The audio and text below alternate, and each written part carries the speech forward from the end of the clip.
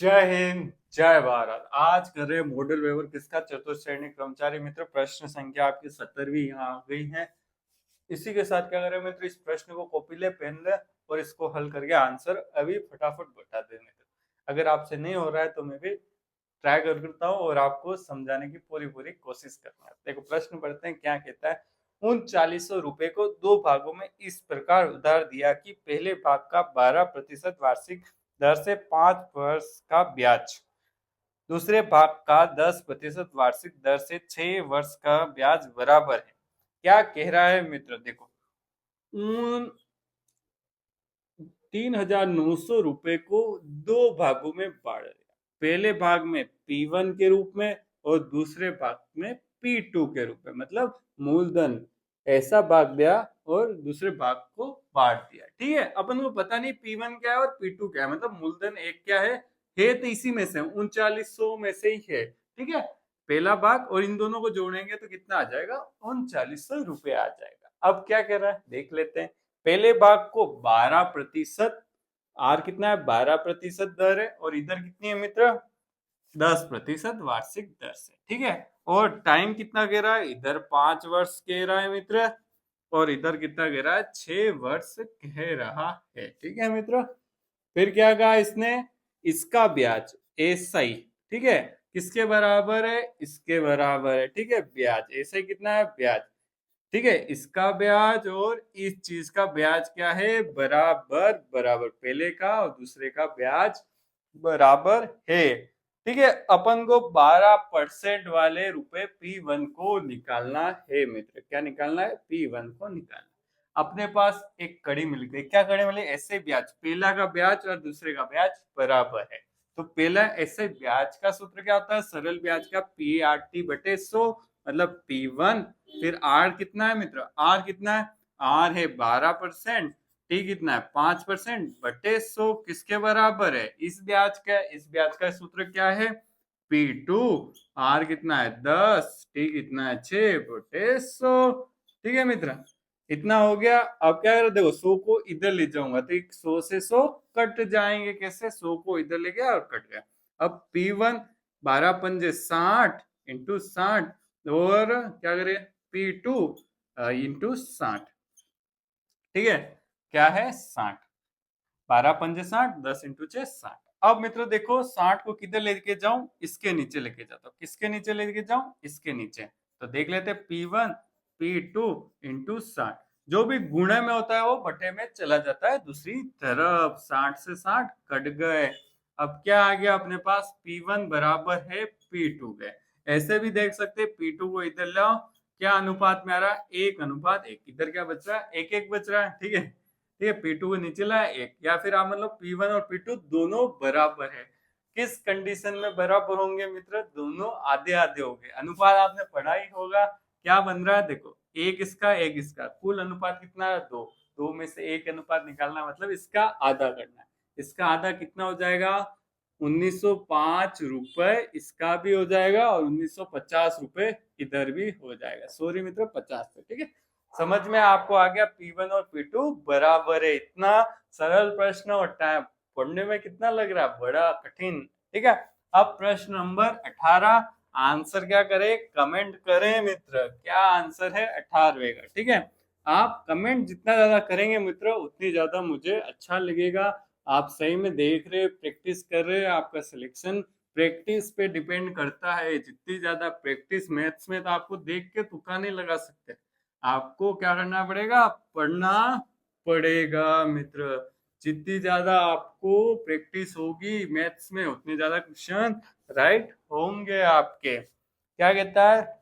2/7 का 2/7 का कितना प्रतिशत, मतलब प्रतिशत, ठीक है, बराबर है 1/35 के। ठीक है, जो इसने कहा वो मैंने कर दिया।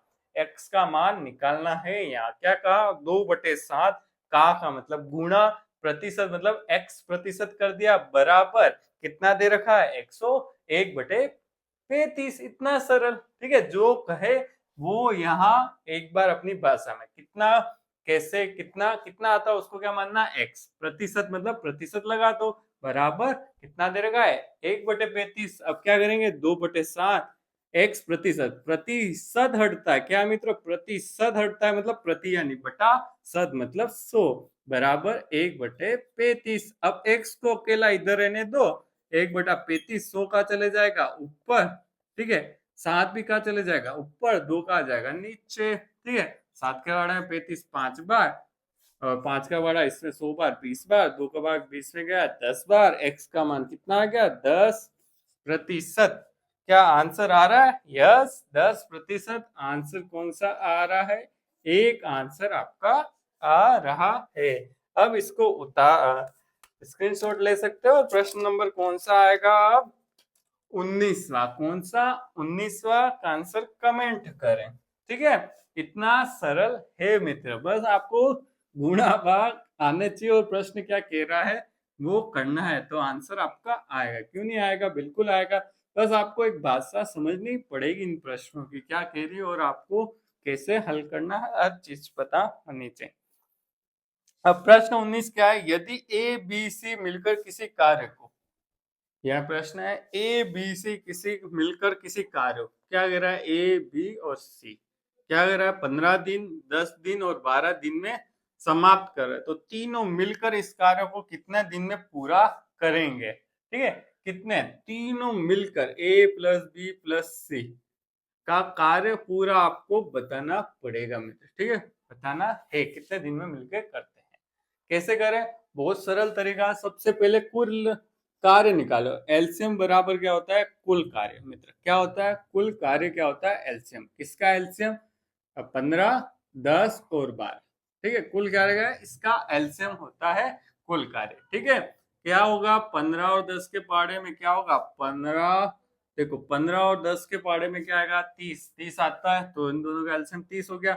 अब 30 और 12 का एलसीएम कितना हो जाएगा, 30 और 12 का 60, तो कुल कार्य कितना आ गया मित्र, टोटल वर्क कितना आ गया 60 आ गया, कितना आ गया 60 आ गया, ठीक है। अब क्या निकालनी है, कार्य क्षमता मित्र, कार्य क्षमता मतलब एक दिन में कितना कार्य करता है, एक दिन में कितना कार्य करता है, ये होती है कार्य क्षमता। कार्य क्षमता, कुल कार्य है 60, एक दिन में क्या करेगा 15 दिन लगते, भाग दे दो, ठीक है। कार्य क्षमता बराबर क्या सूत्र होता है, देखो कुल भाग कार्य बराबर क्या है कुल दिन, ये होती है कार्य क्षमता निकालने का तरीका।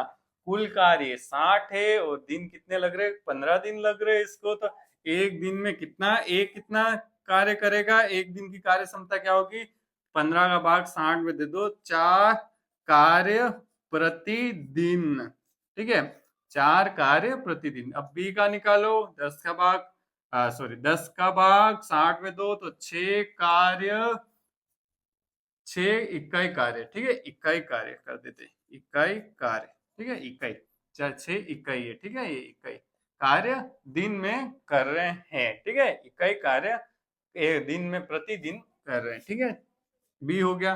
अब सी का निकाल देते हैं, सी कितना होगा 12 का भाग 60 में दो 5 इकाई, इकाई प्रतिदिन, ठीक है।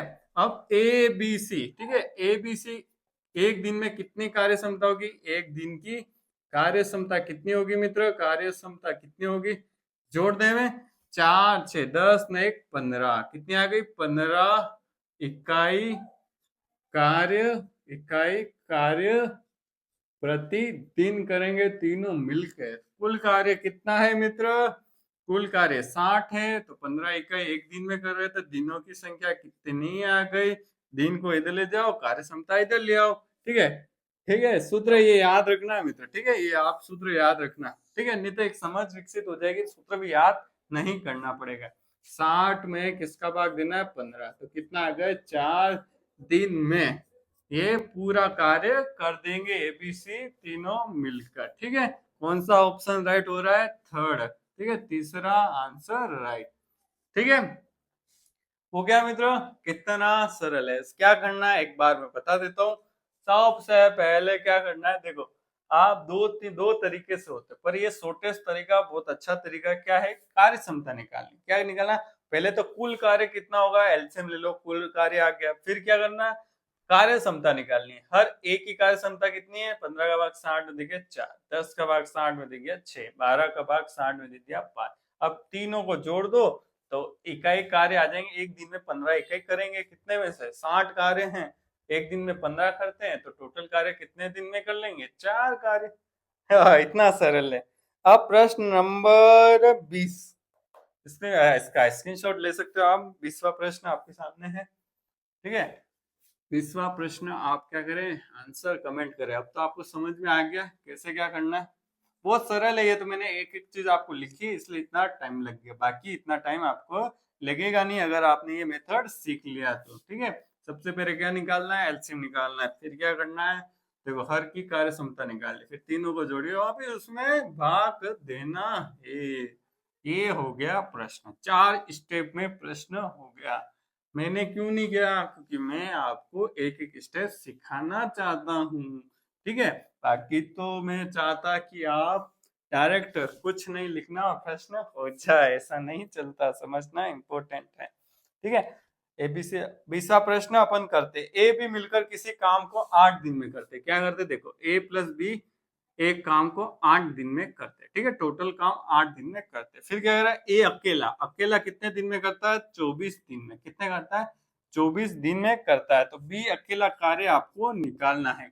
कैसे निकालेंगे, बहुत सरल है। क्या, एक दिन का कार्य निकाल देते, ए प्लस बी का कितना आ जाएगा, 1/8। एक दिन का कार्य ए का कितना आ जाएगा, 1/24। क्या होता, काम मान लिया कार्य एक, और उसमें किसका भाग दे दिया, 24 दिन का। एक दिन का कार्य 1/24, एक दिन का कार्य 1/बी का निकालना। तो क्या करेंगे मित्र, क्या करेंगे, देखो हाँ, ए प्लस बी का कार्य कितना है, 1/8 है। टोटल कार्य 1/8 है एक दिन का।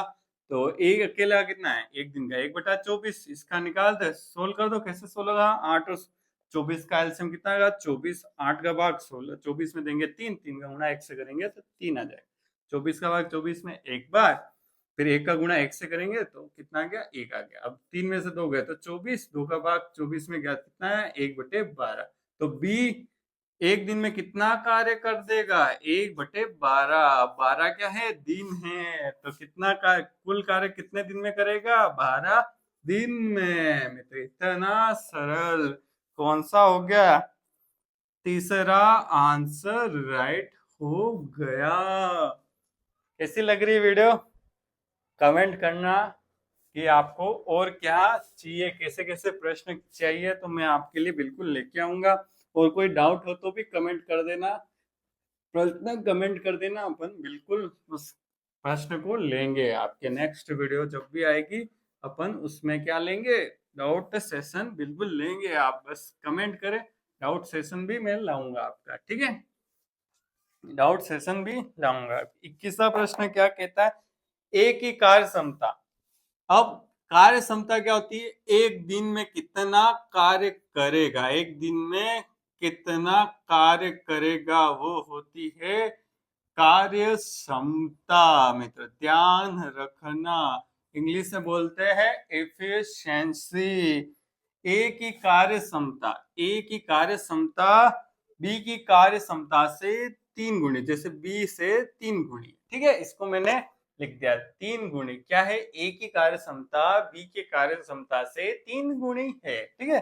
बराबर का निशान कर लगा दिया। अब दोनों मिलकर एक काम को, ए प्लस बी एक काम को कितने दिन में, 15 दिन में समाप्त करते हैं। तो बी उस काम को कितने दिन में समाप्त करेंगे, बी का क्या निकालना है, दिन निकालना है, कितने दिन में करेगा। अब आप इसमें तुक्का लगाओगे तो क्या आंसर आ जाएगा, नहीं आएगा, क्योंकि आपको समझना पड़ेगा, ठीक है। कैसे समझेंगे देखना, ठीक है, कैसे समझेंगे देखना। अब इसमें बात की है कार्य क्षमता की, किसकी, कार्य क्षमता की, कार्य क्षमता की बात की। और कार्य क्षमता दे रखी, इसमें अपन को क्या दे रखा है, ये एक क्या दे रखा है, एक कोई समीकरण दे रखा है, कोई कंडीशन दे रखी है, शर्त दे रखी है। अब इसको क्या करेंगे, मानना पड़ेगा, ठीक है।